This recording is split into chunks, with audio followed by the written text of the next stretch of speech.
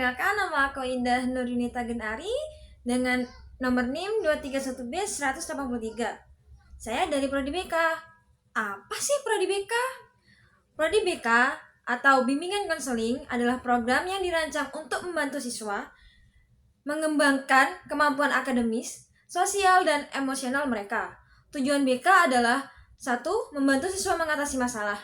BK membantu siswa mengatasi masalah akademis, sosial, dan emosional yang mereka hadapi. Yang kedua, mengembangkan kemampuan siswa. BK membantu siswa mengembangkan kemampuan akademis, sosial, dan emosional mereka. Terus yang ketiga, meningkatkan prestasi siswa. BK membantu siswa meningkatkan prestasi akademis mereka. Biasanya dilakukan oleh konselor sekolah yang bekerja sama dengan guru, orang tua, dan siswa untuk mencapai tujuan tersebut. Terus, apa sih itu konseling? Konseling adalah proses membantu individu untuk mengatasi masalah, mengembangkan kemampuan, dan meningkatkan kualitas hidup mereka. Konseling dapat dilakukan dalam berbagai konteks, seperti pendidikan, kesehatan mental, atau kehidupan pribadi. Tujuan konseling adalah membantu individu mengatasi masalah. Konseling membantu individu mengatasi masalah yang mereka hadapi seperti masalah emosional, sosial, dan akademis. Yang kedua, mengembangkan kemampuan individu. Konseling membantu individu mengembangkan kemampuan dan keterampilan mereka yang butuhkan untuk mencapai tujuan mereka. Yang ketiga, meningkatkan kualitas hidup. Konseling membantu individu meningkatkan kualitas hidup mereka dengan mengembangkan strategi untuk mengatasi masalah dan mencapai tujuan. Konseling dapat dilakukan oleh konselor yang terlatih dan berpengalaman dalam membantu individu mengatasi masalah dan mengembangkan kemampuan mereka. Yang kedua, apa itu krisis? Krisis adalah situasi atau kondisi yang sangat sulit, genting, atau darurat yang memerlukan tindakan secepat atau untuk mengatasi masalah atau ancaman yang ada. Krisis dapat terjadi dalam berbagai aspek kehidupan seperti krisis ekonomi, krisis kesehatan, krisis sosial, dan krisis lingkungan. Terus, apa itu konseling krisis? Nah, kita masuk dalam mapel atau matkul konseling krisis. Konseling krisis adalah proses membantu individu yang sedang mengalami krisis atau mengatasi masalah dan mengurangi dampak negatif dari krisis tersebut. Konseling krisis bertujuan untuk 1. Mengurangi stres dan kecemasan, membantu individu mengelola emosi dan mengurangi stres yang terkait dengan krisis. Yang kedua, mengembangkan strategi coping, membantu individu mengembangkan strategi untuk mengatasi masalah dan strategi untuk mengatasi atau menghadapi tantangan. Yang ketiga, meningkatkan kesadaran, membantu individu memahami situasi dan mengidentifikasi sumber daya yang tersedia untuk mengatasi krisis. Yang keempat, menghubungkan dengan sumber daya, membantu individu terhubung dengan sumber daya yang relevan seperti dukungan sosial, kesehatan mental, atau bantuan keuangan. Terus, konseling krisis biasanya dilakukan dalam situasi darurat atau krisis seperti bencana alam, kecelakaan, kekerasan, kehilangan orang yang dicintai, atau masalah kesehatan mental.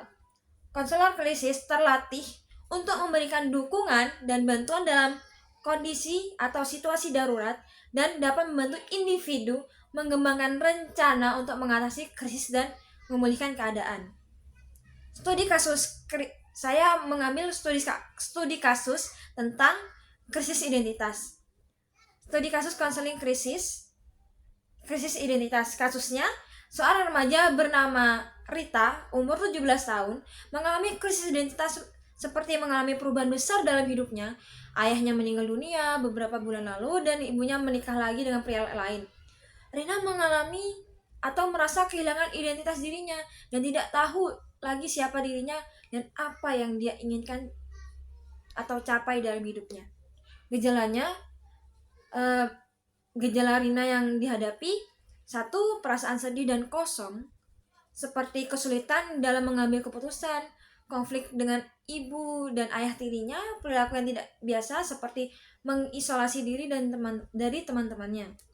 Tujuan konselingnya membantu Rina mengatasi krisis identitas dan menemukan kembali identitas dirinya.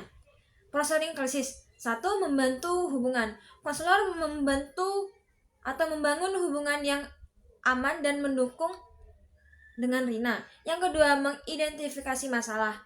Konselor membantu Rina mengidentifikasi sumber masalah dan gejala yang dialaminya. Yang ketiga, mengembangkan strategi coping. Konselor membantu Rina mengembangkan strategi untuk mengatasi masalah dan menghadapi tantangan. Yang keempat, meningkatkan kesadaran diri konselor untuk Rina meningkatkan kesadaran diri tentang identitas dan nilai-nilai yang penting bagi dirinya. Intervensi, konselor dapat melakukan intervensi seperti terapi kognitif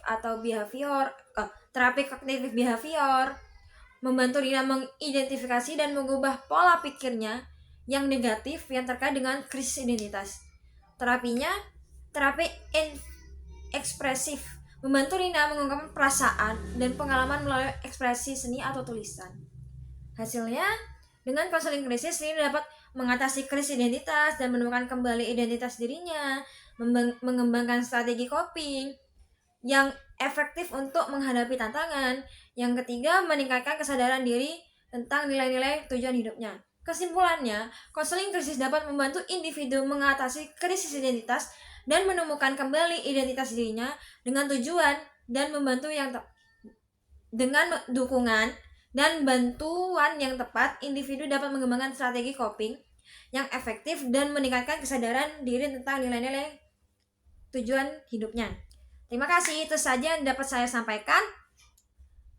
Dengan bergabung dalam prodi bimbingan konseling, kamu akan mendapatkan kesempatan untuk mengembangkan kemampuan dalam bidang konseling dan membuat perbedaan dalam hidup orang lain. Ayo join di bimbingan konseling. Bye-bye.